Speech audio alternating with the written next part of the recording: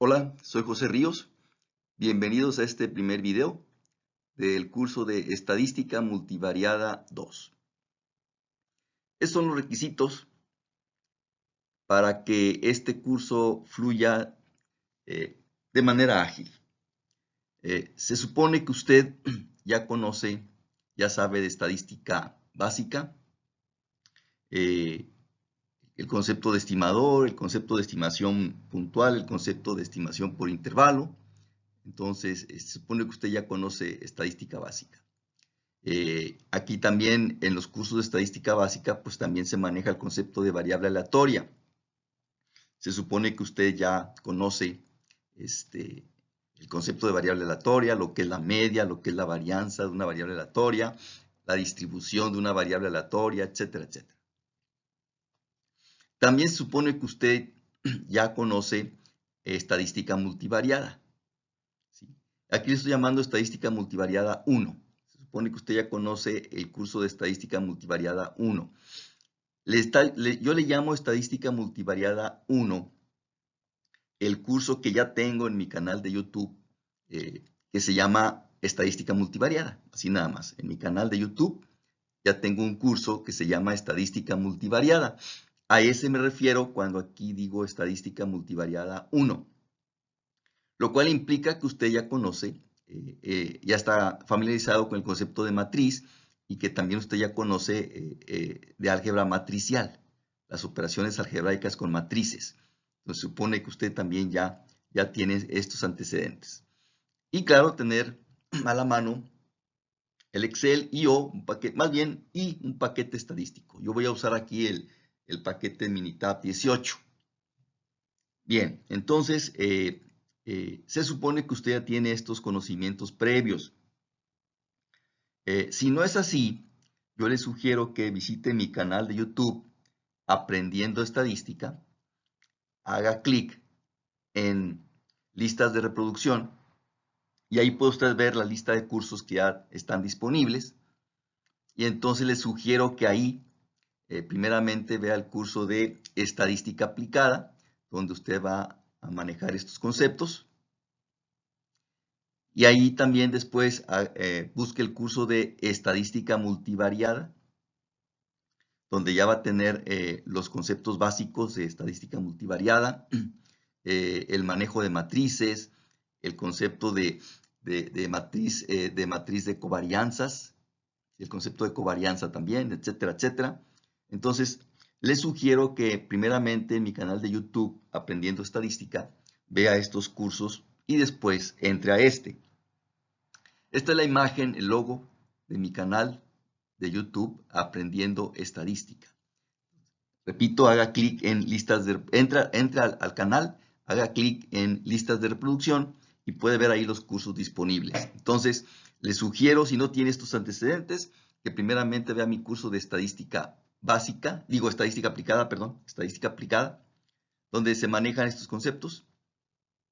Y después vea mi curso de estadística multivariada, donde ve los antecedentes. Bien, iniciamos. Vamos a empezar a hablar de esta metodología llamada análisis de factores. En inglés se le llama factor análisis, análisis de factores. Es una metodología de estadística multivariada que es la que vamos a ver primeramente en este curso. Bien, de manera breve, el análisis de factores es una metodología para modelar la estructura de covarianzas de un conjunto de variables observables en función de otra cantidad más pequeña de variables. Son variables no observables, que aquí se le llaman factores.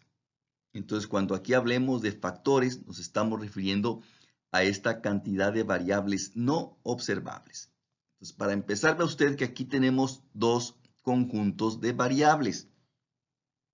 A un conjunto le llamamos variables observables, que vamos a representar con las X, que son variables que el investigador mide en cada individuo.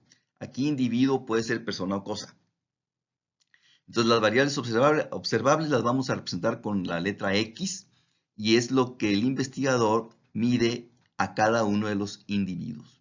Y tenemos otro conjunto de variables, son variables no observables. Estas variables, el investigador posiblemente ni idea tiene de cuáles son, y menos pues las va a medir, no son observables. Pero en esta metodología, lo que trata de hacer es que con este conjunto de variables no observables, que debe ser una cantidad mucho más pequeña que esta, la de variables observables, la idea es formar grupos de variables observables a través de este concepto, ¿sí? Y en pocas palabras, ese es el objetivo de esta metodología. Ya conforme avancemos, todo esto a usted le va a hacer sentido.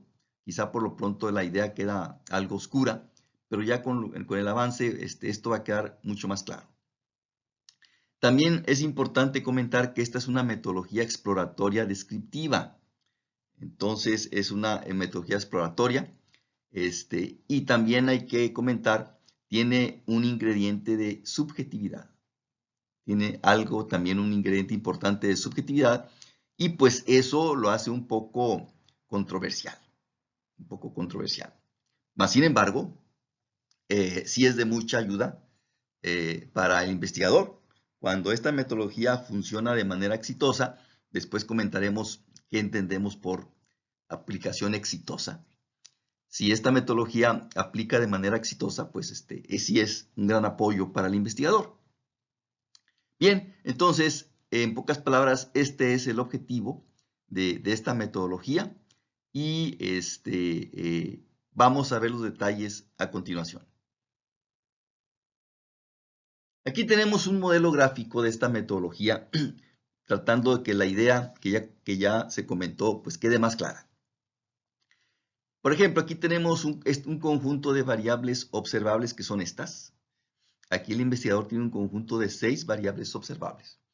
Estas X son variables aleatorias, son las variables observables que el investigador va a medir a cada uno de los individuos en la muestra. Repito, por individuo, puede ser persona, puede ser cosa. Entonces, el investigador mide cada una de estas variables a cada individuo en la muestra. ¿Sí? Bien, y este grupo, este conjunto, sería el conjunto de las variables no observables, serían los factores. Aquí tenemos un conjunto de 2 factores. Y a través del análisis de matriz de covarianzas, estos 2 factores podrían explicar el comportamiento de estas variables y este otro factor podría explicar el comportamiento de estas otras variables. De manera, vea usted, de manera que cada factor, que son, repito, las variables no observables, cada factor hace un grupo de variables observables o define o genera un grupo de variables observables. Este factor agrupa estas 3 variables observables y este segundo factor agrupa estas otras 3 variables observables. De manera que estos grupos de variables observables pues le hagan sentido al investigador y sea un factor que estaba ahí latente, que estaba escondido y que al investigador pues le da más luz sobre el comportamiento de estas variables observables. Entonces, estos factores definen grupos de variables observables y además también cada variable observable tiene esta otra variable que sería el error aleatorio. Entonces, este error, vea usted que los errores aleatorios son exclusivos, individuales para cada variable observable. El error 1 corresponde únicamente a la variable x1. El error 2 corresponde única y exclusivamente a la variable x2. El error 3 es solamente para la variable x3, etcétera, etcétera.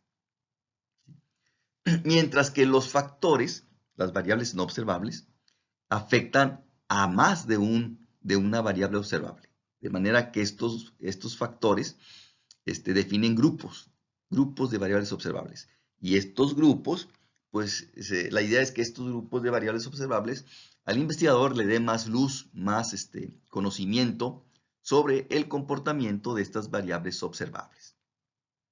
Entonces, esto nos podría dar una idea más clara de cómo funciona esta metodología, de qué es lo que se trata el objetivo pues que sigue esta metodología. Bien, ¿cuál es el modelo matemático que está detrás de esta metodología? El modelo matemático es el siguiente. Se supone que el investigador tiene un conjunto de P variables observables, x1, x2, x3, x subíndice P. Tiene un conjunto de P variables observables y tiene un segundo conjunto de M factores. Recuerde, factores significa variables no observables.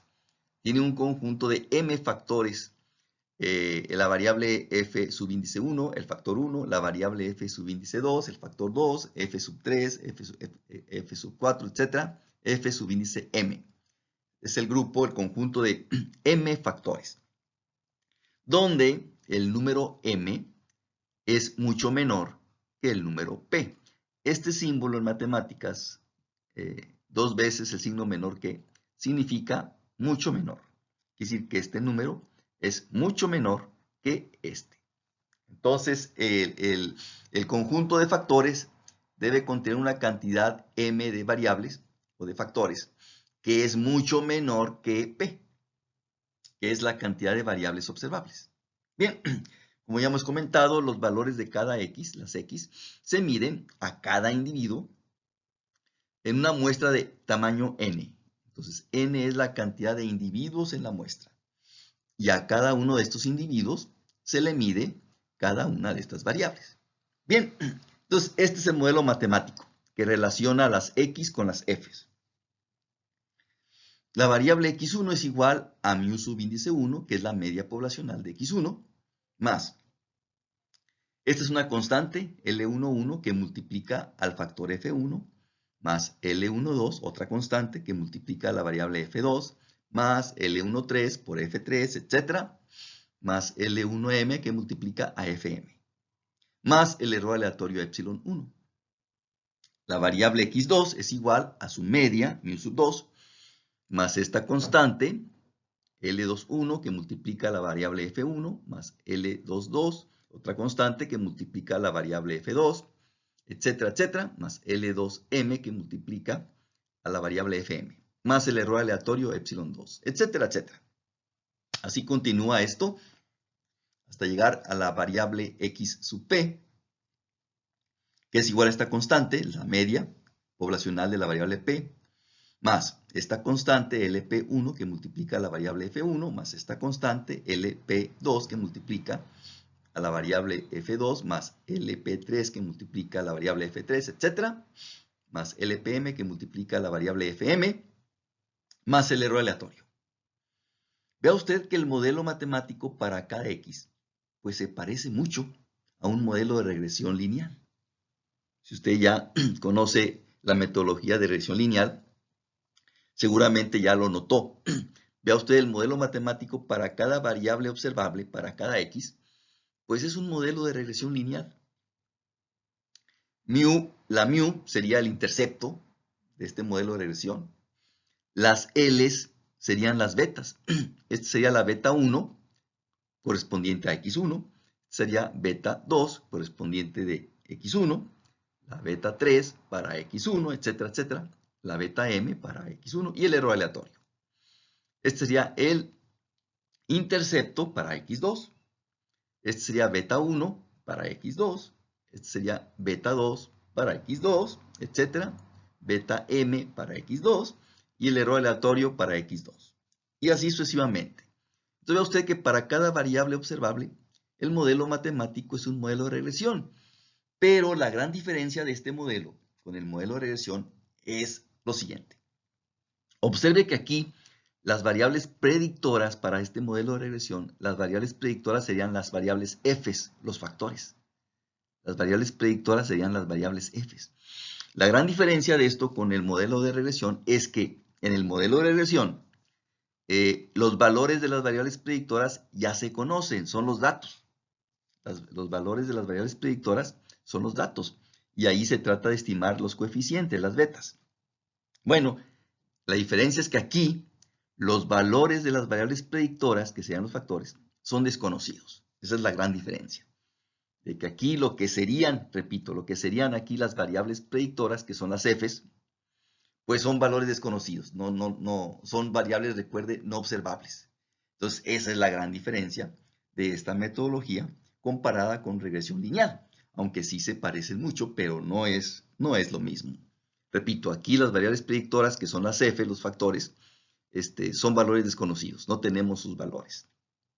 Bien, entonces este es el modelo matemático que rige o que relacionan las variables F, los factores, con las variables X. Recuerde, factores es sinónimo de variables aleatorias, pero variables no observables. Bien. Bien, la información que comentamos hace un momento en el modelo matemático se puede expresar matricialmente siguiendo estas definiciones. Este sería el vector aleatorio X de orden P por 1, P renglones y una columna. Es el vector columna formado por cada una de las variables observables. Este es el vector columna correspondiente al vector mu, el vector de medias poblacionales. Mu sub 1 es la media poblacional de X1, mu sub 2 es la media poblacional de X2, etc. Esta es la matriz L mayúscula de orden P por M, P renglones y M columnas, que son los coeficientes de los factores. Los coeficientes de los factores correspondientes a cada X. Entonces, este renglón, este es el coeficiente de F1 para X1, este es el coeficiente de F2 para X1, coeficiente de F3 para X1, etc. Coeficiente de Fm para X1. Entonces, cada renglón son los coeficientes de los factores para cada una de las variables predictoras. ¿Sí? A esta matriz se le llama la matriz de cargas. Estos coeficientes se llaman cargas, son las cargas de los factores. En inglés es loading, se le llama en inglés loading. Bueno, en el castellano le vamos a llamar cargas. Entonces, de manera que esta sería la carga del factor 1, la carga para X1. La carga del factor 2 para X1. La carga del factor 3 para X1, etc. Que serían, repito, los coeficientes de las Fs del modelo matemático que ya vimos en el apoyo anterior. Este es el vector de errores aleatorios correspondientes para cada X. El error aleatorio para X1, el error aleatorio para X2, etcétera, error aleatorio para XP. A los errores aleatorios, a los épsilons, aquí se le llama factores específicos. Ahorita comentamos por qué. Se le llaman factores, son los factores específicos. Así se le llama a los errores aleatorios. Y aquí tenemos el vector columna F mayúscula, que es el vector formado por los factores, que son las variables aleatorias no observables. Tiene m renglones y una columna, la variable factor 1, la variable factor 2, la variable, etcétera, factor m. A estas variables, a los factores, se le llama factores comunes. ¿Por qué se le llama factores comunes a esto? Como ya vimos en el modelo matemático en el apoyo anterior, se le llama factores comunes porque los valores de estas variables aleatorias pues, van a ser las mismas para cada una de las X. Entonces, en ese sentido, son valores comunes para cada X. Lo que va a ir cambiando para cada X, usted recordará, son los coeficientes de estas variables, que son las cargas. Los coeficientes es lo que va cambiando para cada X. De ahí que a esto se le conoce como factores comunes, porque son variables aleatorias que influyen en cada una de las X. Son las mismas variables aleatorias que influyen para cada X. Entonces, de ahí el nombre de factores comunes. Y los errores aleatorios, ya hemos dicho, son exclusivos para cada X. Error aleatorio epsilon 1 es solamente para X1. Este error aleatorio epsilon 2 es solamente para X2. Entonces son errores específicos, particulares para cada X. Y eso explica el nombre porque a esto se le llama factores específicos, porque son, valga la redundancia, son específicos, son particulares para cada X.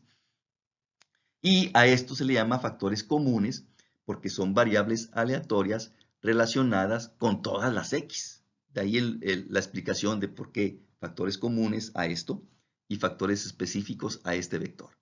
De manera que matricialmente el modelo matemático que vimos en el apoyo previo matricialmente se puede representar así.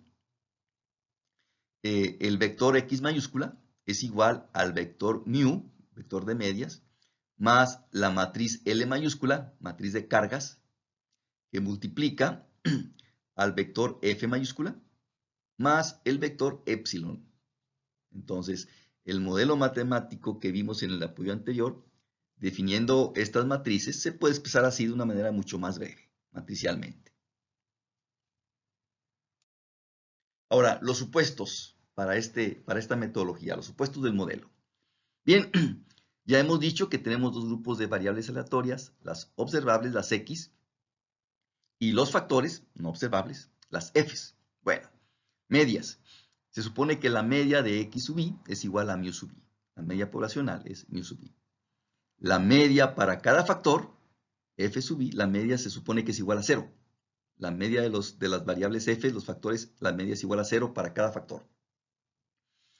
Y la media, el valor esperado para los errores aleatorios, para cada uno de ellos, su valor esperado se supone que también es 0.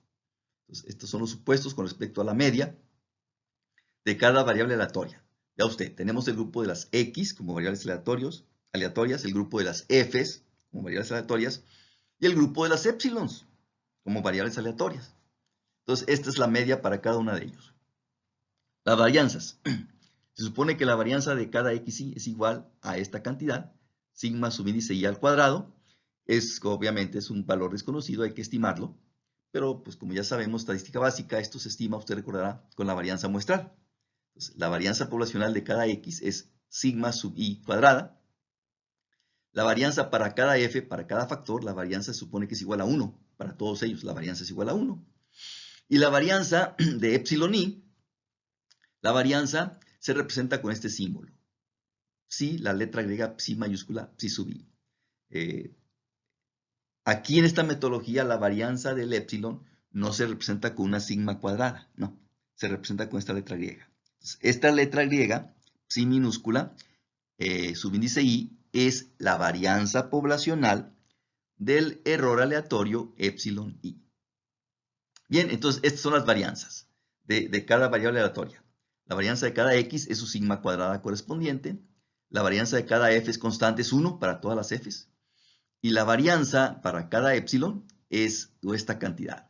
Vea usted que cada epsilon tiene una varianza diferente. Se supone que no necesariamente todas las varianzas de los epsilon no son iguales. Entonces, en general son diferentes. Entonces, este símbolo representa la varianza, la varianza poblacional correspondiente al error epsilon i. Y, continuando con los supuestos del modelo, las covarianzas. Se supone que usted ya conoce este concepto de covarianza. La covarianza para cada par de factores se supone que es 0. Es decir, que son variables independientes. La covarianza para cada par de factores es 0. Se supone que la covarianza de cada par de errores aleatorios también es 0. Es decir, que los errores aleatorios son independientes también entre sí. La covarianza para cada par de errores aleatorios es 0. Se supone también que la covarianza para cada par formado de esta manera, o sea, un error aleatorio con un factor, la covarianza de un error con un factor, su covarianza es 0. Quiere decir que los factores y los errores aleatorios también son independientes entre ellos. Y además, se supone que la varianza poblacional de la variable xi, que es este símbolo, se supone que la varianza poblacional de la variable xi es igual a la suma de los cuadrados de estas cargas. La suma de los cuadrados de estas cargas más psi subíndice i, que es la varianza del error aleatorio epsilon i. A esta parte se le llama comunalidad. En inglés es communality. Entonces, en castellano yo le voy a llamar comunalidad. Entonces, ¿qué es esto? Observe usted que esta sumatoria, esta suma, observe usted que no es más que la suma de los cuadrados del renglón correspondiente a las cargas de la variable xi. Observe que esta es la suma de cuadrados de las cargas de los factores correspondientes a las cargas de xi. Entonces, la varianza de la variable xi es igual a la suma de los cuadrados de las cargas de xy más psi subíndice i, que es la varianza del error aleatorio epsilon i. Y a esta parte se le llama comunalidad, en inglés communality. Bien, en una solución ideal, aplicando esta metodología, la solución ideal es que esto sea cero. Y entonces, no necesariamente que esto sea cero, perdón. La solución ideal es que esto sea casi cero, muy poquito, comparado con esta suma.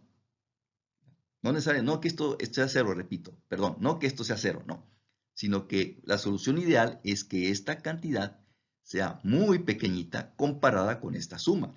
De tal manera que esta suma sea casi el total de esta varianza. Esa es una de las características de una solución ideal.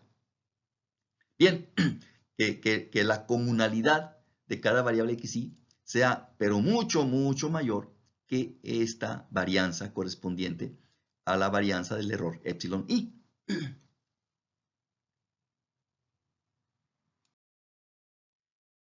Y por último, para comentar los supuestos, si sigma mayúscula es la matriz de covarianzas poblacionales del vector x, se supone que usted ya conoce este concepto de matriz de covarianzas.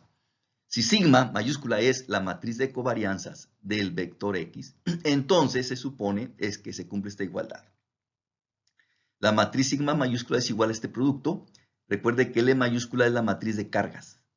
Es la matriz de cargas multiplicada por la transpuesta de la misma matriz de cargas.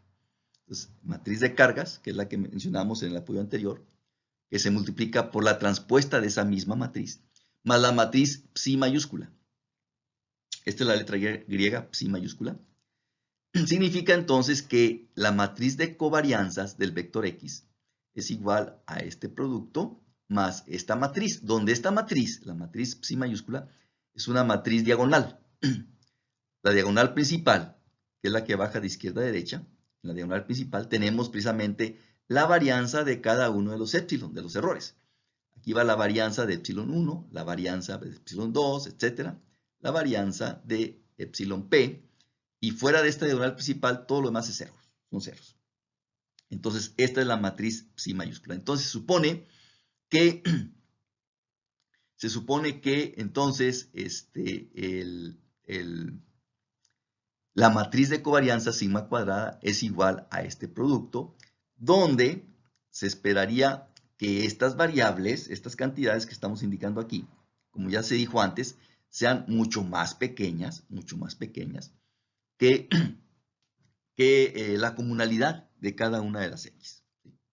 Bien, entonces, además se debe cumplir esta igualdad. Es importante tener esto para la hora de evaluar la calidad de ajuste de la solución. De eso vamos a hablar más adelante. Este es el aspecto que debe tener la solución ideal aplicando esta metodología. ¿Sí? En la práctica, la atención se centra en las cargas, en los valores de las cargas. En la práctica, ahí se centra la atención del investigador. Aquí tenemos, por ejemplo, un conjunto de 6 variables observables. Y aquí tenemos dos factores. Esta es la columna de cargas para el factor 1 y esta es la columna de cargas para el factor 2. Entonces, este es el aspecto que debe tener las columnas de cargas en una solución ideal. Una parte de esta columna de cargas deben ser ceros y la otra deben ser valores mucho mayores que 0. Lo mismo en la columna de cargas del otro factor 2. De manera que la columna de cargas que son mucho mayores a 0 no se traslapen. Vea usted que estas cargas correspondientes al factor 1, diferentes de 0, vea usted que no se traslapan con estas. ¿Sí? O dicho de otro modo, la columna de ceros para cada columna de cargas no se traslape con la columna de ceros del otro factor. Esto le hace al investigador más fácil identificar los grupos que se van a formar, los grupos de variables x. Por ejemplo, esto me indica entonces que el factor 1 explica las variables x1, x2 y x3. y el factor 2 explica las variables observables x4, x5, x6. Entonces, estas serían las columnas de factores ideales en la solución. Y además, en la solución ideal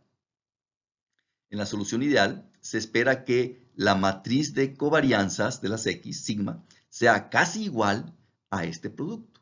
¿Sí? Casi igual a este producto. Bueno, aquí estoy poniendo la igualdad exacta, pero que sea casi igual, casi lo mismo. De manera que la matriz psi mayúscula que vimos en la apoyo anterior, todos sus elementos sean pues casi ceros, casi ceros. Esta es la solución ideal. Y por último, que este grupo de variables observables tenga sentido para el investigador. Ese es el último requisito para una solución exitosa. Este es el aspecto que debe tener la columna de cargas. Además, la matriz sigma debe ser casi igual a este producto de matrices. Y también este grupo de variables observables pues debe hacer sentido al investigador. Son las características que debe tener la solución ideal. Por supuesto, en la práctica no se logra esto que estoy comentando aquí, pero es importante tener de vista cuál es la solución ideal para asociarlo con la solución práctica que vamos a observar en nuestro análisis. Bien, así que la atención en la solución, la atención se centra en estas columnas. En la práctica se centra en los valores de estas columnas, las cargas. Bien, ¿qué métodos hay de solución para obtener estas cargas? Bueno, hay varios, pero nosotros aquí vamos a hablar sobre estos dos solamente. El método de componentes principales y el método de máxima verosimilitud. Hay más métodos, inclusive hay método bayesiano, pero nosotros en esta sección de análisis de factores, nos vamos a enfocar únicamente en estos dos métodos de solución, que ya lo veremos en los siguientes videos. Con esto terminamos este primer video. Estaré al pendiente de sus comentarios. Hasta pronto.